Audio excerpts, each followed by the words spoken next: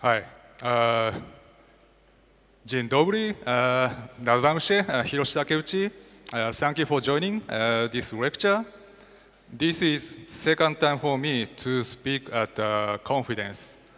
Last time was 2020. Unfortunately, that was an online edition. And I'm honored to have an opportunity to speak in front of many security passionate people. And yeah, I'm very glad to have a chance here.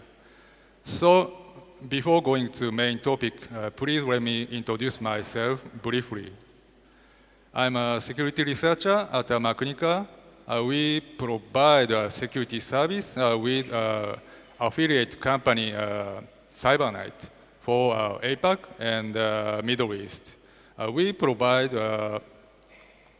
compromise assessment and incident response and attack surface management services. My main responsibilities are reverse engineering and incident response, and my main research topic is research on cyber espionage TTPs, and we regularly publish our annual analysis report for cyber espionages. And I'm fan of craft beer, and please forgive me, I could not help asking ChatGPT what's the recommended craft beer in Krakow. So after my presentation, I got to make sure, what ChatGPT recommended answer is correct or not. So start with the main topic. My presentation main topic is attack surface. Attack surface is an IT asset and attack vector that can be targeted by threat actors to compromise system of organization and the devices of individuals. As we know, internet-facing devices are the most major attack surfaces now for both cyber criminals and cyber espionages. But that's not all. In cyber espionage activity, there are other unique attack surfaces exploited by cyber espionage group. In this lecture, I'm going to talk about attack surfaces targeted by cyber espionages we analyzed from 2023 to early 2024. And this pie chart represents attack surfaces exploited by cyber espionages we observed. And the largest segment represents internet-facing devices, about 50%. And the second segment is email. And there are other interesting attack surfaces, USB and Wi-Fi access point. From next slide, I will explain threat actor and their TTPs and malwares which exploited each attack surfaces. First one is email. Over 30 years have passed since we started to communicate via email, but still email is one of the major attack surfaces. This month, CERT Polska published an advisory on APT28 spear phishing email targeting Polish government entities. So we need to pay attention to email still, for a long time.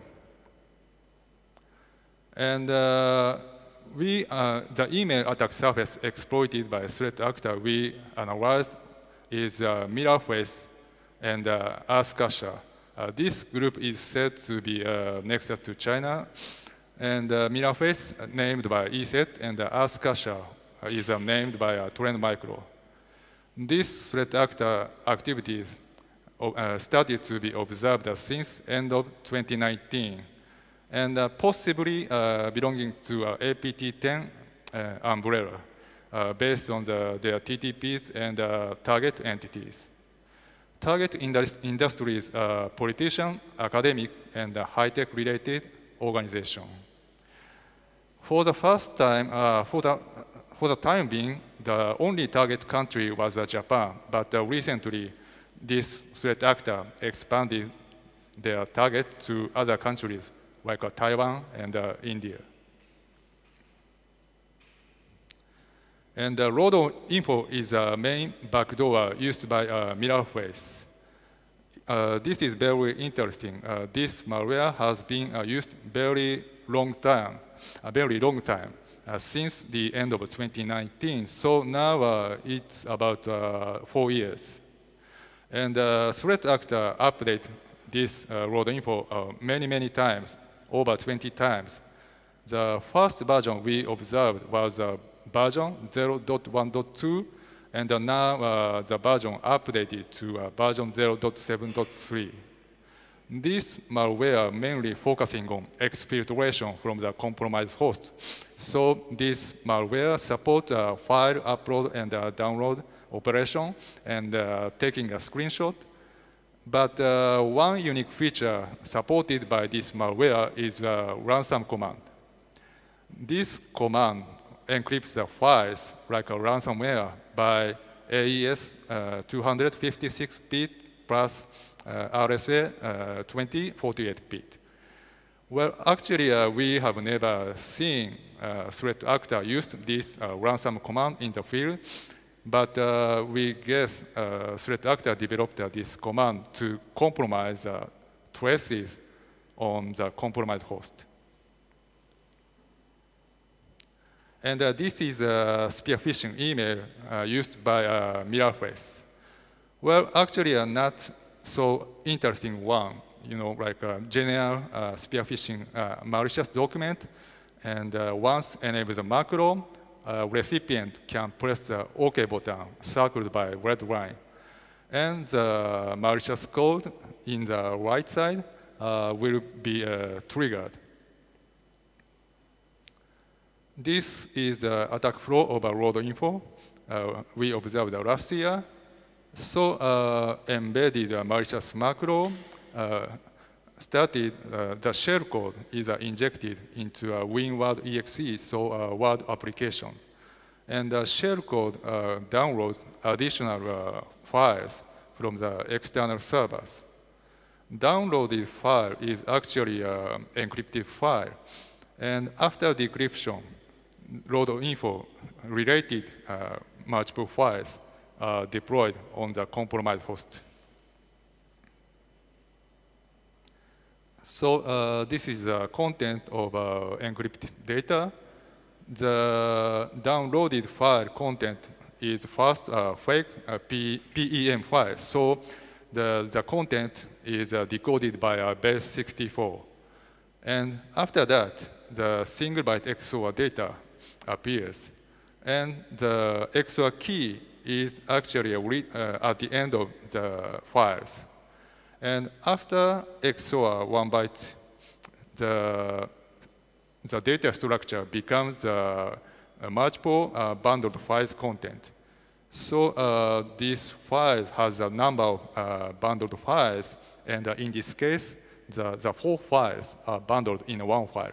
And the length of the names and the embedded file name length or something. So after this file is passed, RoadInfo related files, legitimate exe and the malicious DLL and the encrypted files are deployed on compromised host. And second attack surface I'm going to talk is USB. USB is kind of a classic technique to infect a malware, but this classic tradecraft is still alive. For example, ANC4191 used a USB device to infect their custom backdoors, and TA410 and the Mustang Panda. These groups I'm going to explain in detail from next slide. So case 1 is TA410. Proofpoint described first this threat actor group in 2020. And its first campaign was a spear phishing campaign targeting US public utilities in 2019. And ESET believes that TF410 is composed of 3 subgroups. And one group called Flowing Frog uses malware called FlowCloud. And this FlowCloud was used to target US public utilities and possibly targeting Taiwanese government. And since 2022, we have observed FlowCloud malware was delivered to some Japanese enterprises in China. And we call this operation USB flowing because TF410 used a USB device to infect FlowCloud malware. So I'm going to talk in a detail about FlowCloud. FlowCloud is a RAT, remote administration toolhan, providing many rich remote control features like file manipulation and screen capture and recording, and installed a rootkit driver to hide their activities and key logging. FlowCloud was developed by C for the time being, but after that, threat actor started to use the C++. It's kind of a complicated class hierarchy architecture, and using some open source libraries like protocol buffers and Boost and C-thread. These open source libraries are statically linked with the FlowCloud. So this is one of the challenges for analysts to identify which one is legitimate open source functions and which one is a malicious FlowCloud functions. And this is an installation chain of FlowCloud. We cannot be sure, someone brought the USB device to connect the target devices, and we cannot be sure this was an internal threat or external threat. Anyway, someone connected a USB device containing a FlowCloud installer, and once installer runs, the pop dialog will show up to ask the installation in C drive is okay or not in a simplified Chinese. And once installation completed, the dialog will show up to ask the reboot the machine to take effect. So based on this information, we believe that the FlowCloud installer was developed for Chinese-speaking people. And this is the execution flow of FlowCloud. During installation process, the scheduled task is created to launch the legitimate exe, setrun exe. Actually, this file is kind of an old Office application. I think I remember that Microsoft Office 2003 or something. And actually, in the alternate data stream of this setrun exe, other exe file and malicious DLL file are embedded. Actually, go.exe is just renamed of setrun exe, and scheduled task launches go.exe, and malicious DLL, go.lock DLL is loaded. And after that, some encrypted file will be read, and shellcode is decrypted in memory. And repeating some steps, FlowCloud payload is injected into the SVC host exe legitimate process and communicating with C2 servers. During execution, a rootkit driver is also installed on the compromised host. So rootkit driver is assigned probably stolen digital signatures. And actually, this signature already expired because valid time ends 2014, April 2nd. So threat actor used it's kind of a simple trick to install this rootkit. Well, actually, FlowCloud just changing the compromised host system time back to 2013 to install this expired rootkit driver. Actually, this works on the like a Windows 10 or something, the new Windows OS versions.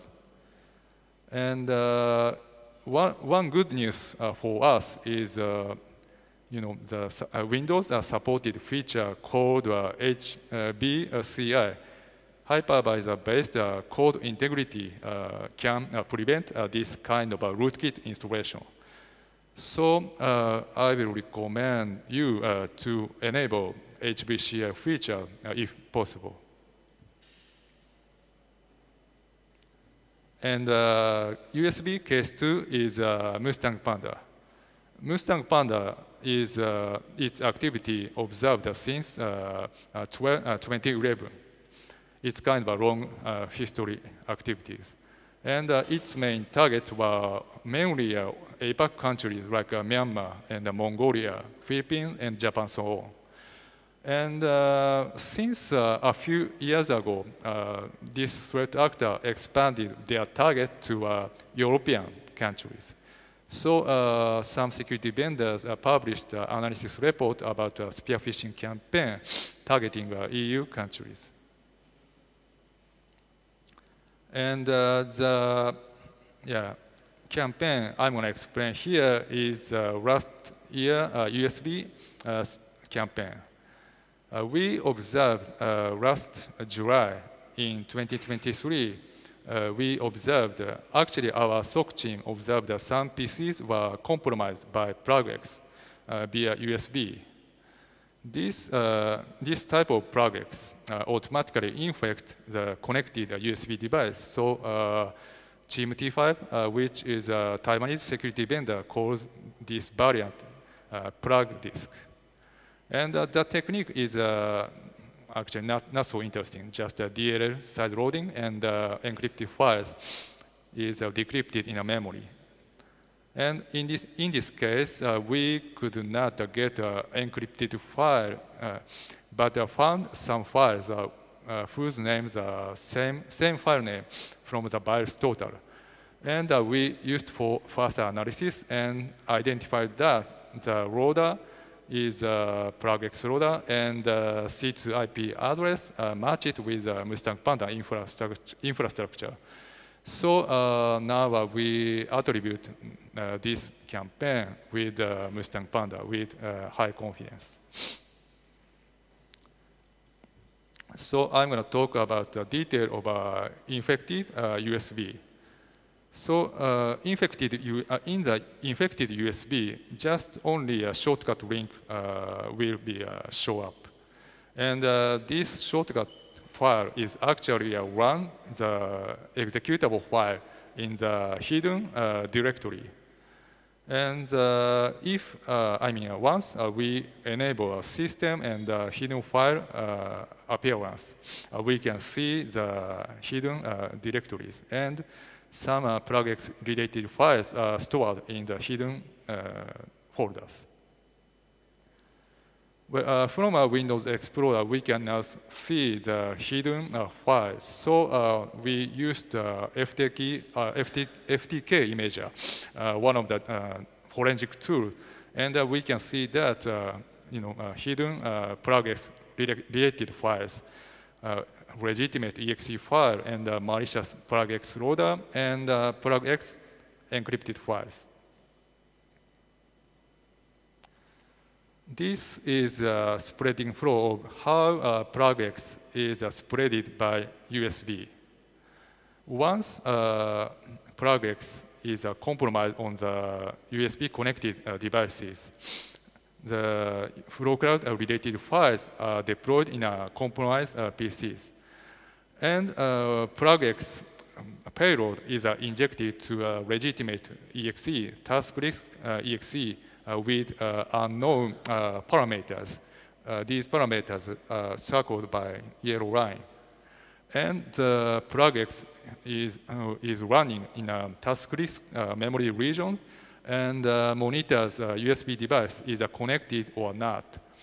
And once PlugX confirm the USB device connections, PlugX creates the same directories and deploys the files with infected USB devices. So by this spreading flow, PlugX spread many USB devices in APAC countries. So there are some points of this PlugX spreading campaign. Is the cause of USB infection could not be identified by in our case. It means that we could not identify how the infected USB devices were first brought to the victims of network. But according to a Mandiant report, it tells that probably local print shops and hotels are the potential hotspot for infection. So somebody first infected PlugX with some devices which can be connected with a USB device. And the people who used these devices unknowingly infected by the PlugX. So we believe that this was not specifically targeting activities, but some kind of opportunistic intelligence collection across a wide range of industries. And third attack surface is Wi-Fi access point. So physical penetration, like a Wi-Fi access point exploit, is not actually a movie story. This is a real story. Well, this is not new news, but in 2018, Organization for Prohibition of Chemical Weapons in Netherlands, its Wi-Fi network was targeted by APT28 related officers. They parked their car equipped with a special equipment to exploit the Wi-Fi access point. But Dutch intelligence successfully stopped their activities. And the campaign exploited the Wi-Fi access point we analyzed last year is Tropic Trooper. Tropic Trooper is a cyber espionage group that has been targeting APAC regions, and its activity has been observed again since 2011. And actually, last year, Tropic Trooper campaign was presented with our research partners and my co-workers presented at a Virus Bulletin conference last year. So in this presentation, I focus on Wi-Fi access point exploitation. But if you have any interesting details of this campaign, you can check from the Virus Bulletin website. And this is a detail of a Wi-Fi access point exploitation. So last year, the target found unmanaged PC connected with their Wi-Fi networks. And from their investigation, there had been some suspicious Wi-Fi access point with the same SSID with target Wi-Fi access point. Unfortunately, physical Wi-Fi access point could not be collected from our research, but we believe that the threat actor used, this Wi-Fi access point to steal the credential of a Wi-Fi network. So we believe that the threat actors might have physically entered the target office building and temporarily enter the building to compromise the Wi-Fi network. And the threat actor infiltrated from the Wi-Fi network, and the threat actor deployed a covert strike in this case. And we found that threat actors' activity from a different attack surface. Probably, I think that was a spear phishing email. And during the activities, they tried to steal the wireless network credential. So this log also shows the threat actor's strong concern about exploiting Wi-Fi network. And this is the last attack surface I'm going to talk in this presentation. Yeah, that is internet-facing devices. And as I mentioned in the beginning of this lecture, we provide attack surface management service to find customers unknowingly public available to their vulnerable servers. So from our experience, we think that there are three main risks of every enterprise has. One is unauthorized login to specific ports like RDP, WinRM, and SMB port. Actually, there are many enterprises which unwillingly opens these kind of services ports to internet. And second one is exploit network appliances. So we have observed many, targeted network appliances like Citrix and Ivanti and Cisco, Fortinet, and so on.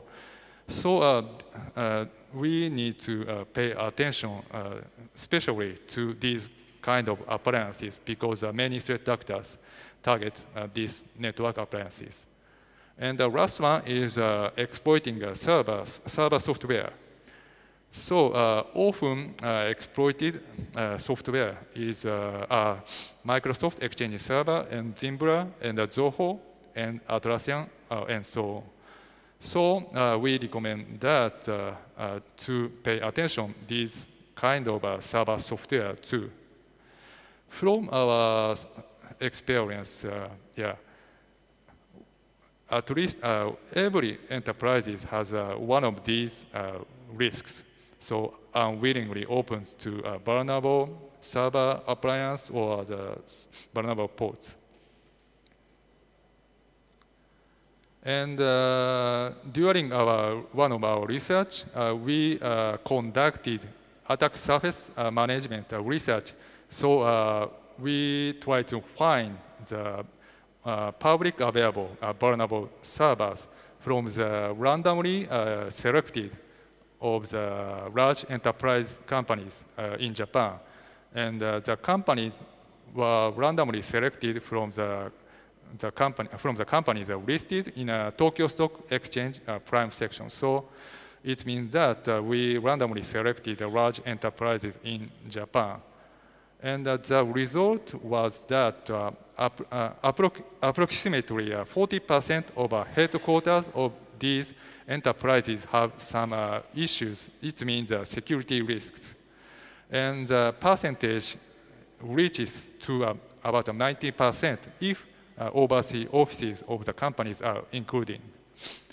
And from these pie chart, for example, end of support OS, public available over 76% we analyze.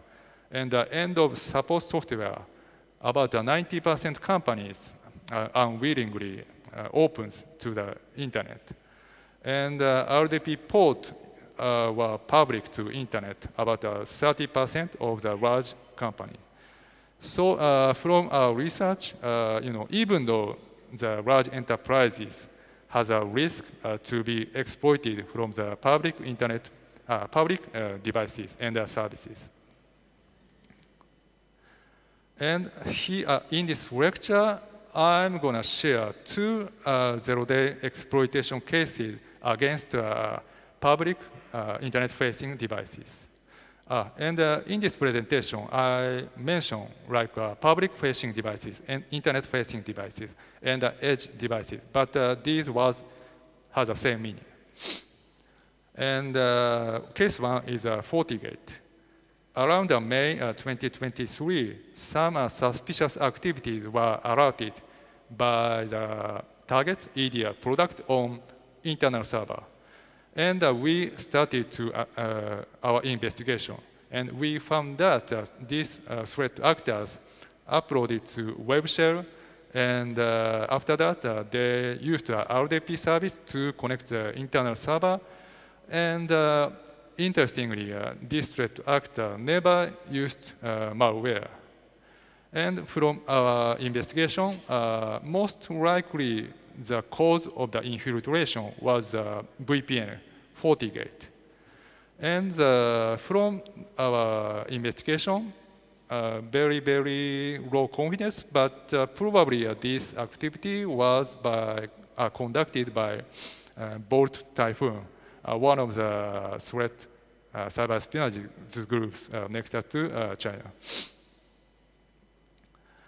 And the most probable vulnerability exploited by threat actor was CVE 2023-27997, as known as Zotigate. The target FortiOS was actually the latest one when the threat actor infiltrated. The most probable vulnerability in that OS was this vulnerability. This vulnerability is a heap-based buffer overflow in the SSL VPND process. And the target was actually enabled client certificate authentication, but somehow bypassed probably by this vulnerability. And the top table shows when the client are connected with client certificate authentication in the these are log message written usually. So when a user connect with client certificate authentication, SSL VPN certificate OK message is a log. But in this infiltration, this SSL VPN certificate OK message were missing. So threat actor somehow bypass client certificate authentication. And another interesting log message I want to introduce is process crash log. Around threat actors' activities, SSL VPND crash log were left.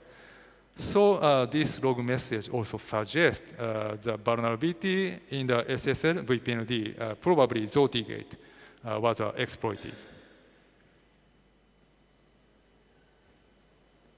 And zero-day case 2 is Ivanti Connect Secure, which were discovered in early of this year and very, very impactful on many enterprises and many customers. So the most severe vulnerabilities were authentication bypass and command injection. After that, some vulnerabilities were also found. And we analyzed some implant deployed on the compromised Ivanti Connect Secure or Policy Secure Gateway. And one is a Wirefire. And most of them were described by Mandiant and some other security vendors in details, like a Wirefire, passive backdoor, and Wirefire is a web shell, and Zipline, passive backdoor, and some credential stealer. And we found that Thriver, now a very popular open source C2 framework, also was deployed, exploiting by the vulnerability of Ivanti, and DSLog backdoor that is compromised the PAL module. And one of the implants we analyzed has not been publicly described so far. So we named this implant Proxdoor. Actually, a very simple reason.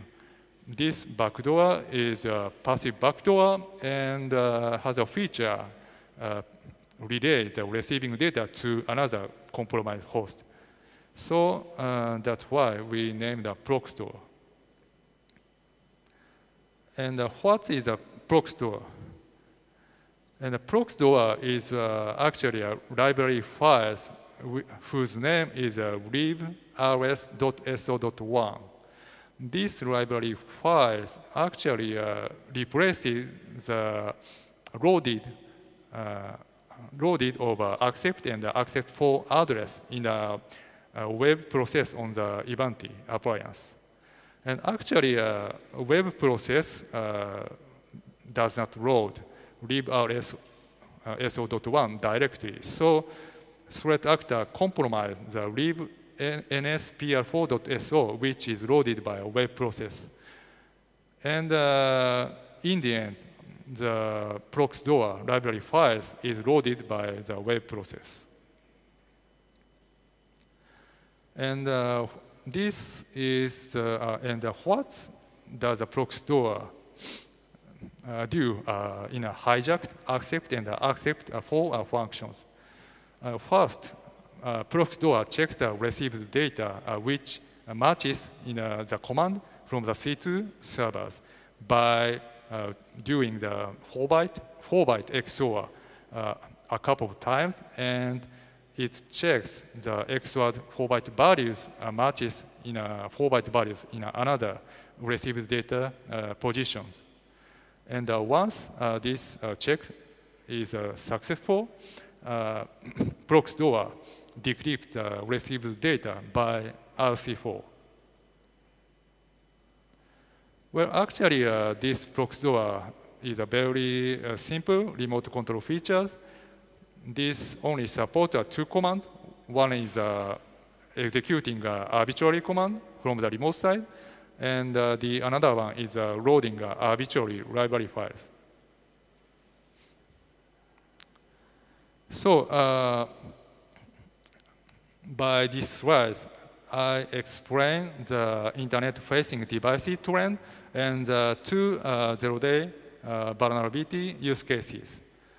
And from here, I want to talk about countermeasures against known and unknown vulnerabilities. There are 3 points I want to share. One is find and prioritize. And the second is isolate and visualize. And the third one is hardening. So what we can do to find and prioritize? The approach is EASM, External Attack Surface Management. So attack surface management approach is to find vulnerable server and appliances in advance, before a threat actor exploit.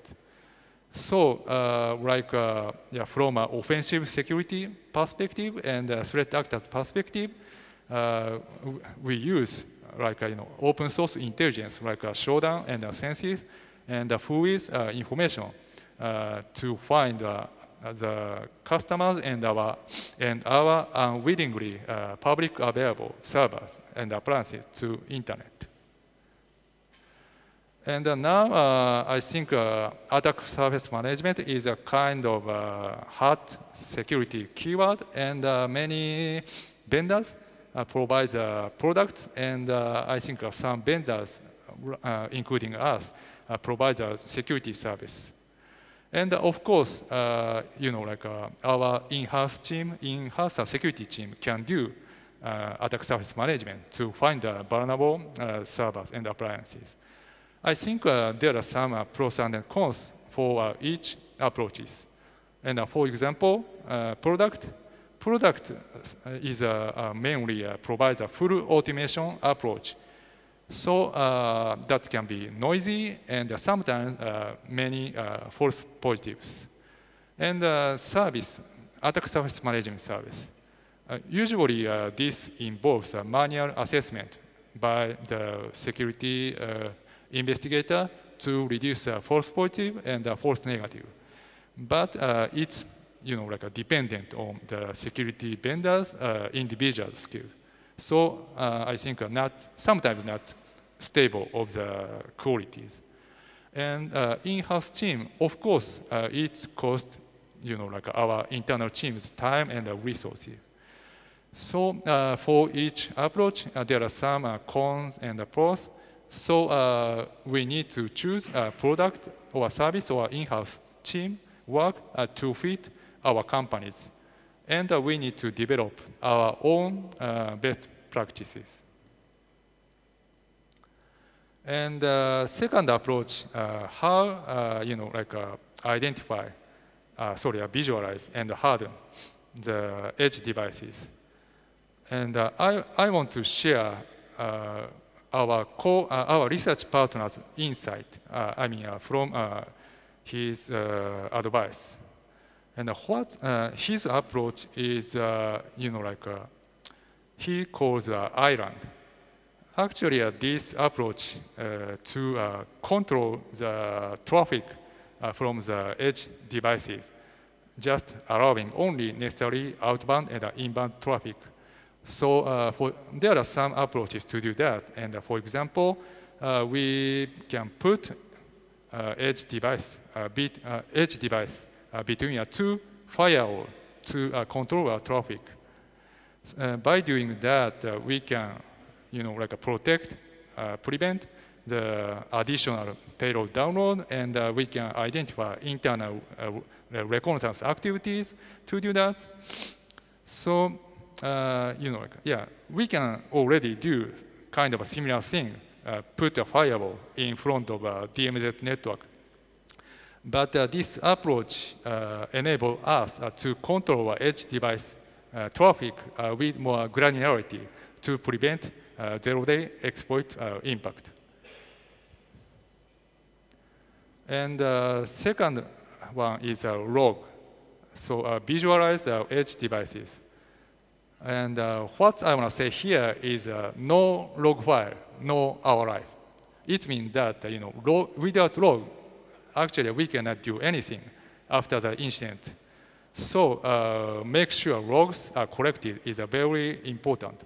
And some of the raw model edge devices doesn't have hard disk in the appliance. So just only the logs, just only in memory, logs are stored. So we need to take care of it, properly log are collected. And as I mentioned, sometimes the process crash log is written when exploited. So monitoring process crash log is helpful to identify the unknown exploitation. Yeah, of course it might be noisy, but often targeted process like SSL, VPND in a FortiGate, so can be helpful to identify that. And third one is hardening internal network. Well, actually, we often observe that enterprises does not deploy EDRs or endpoint monitoring on all servers. Yeah, because of some business situation and the limitation. But deploying EDR as many as possible is important key.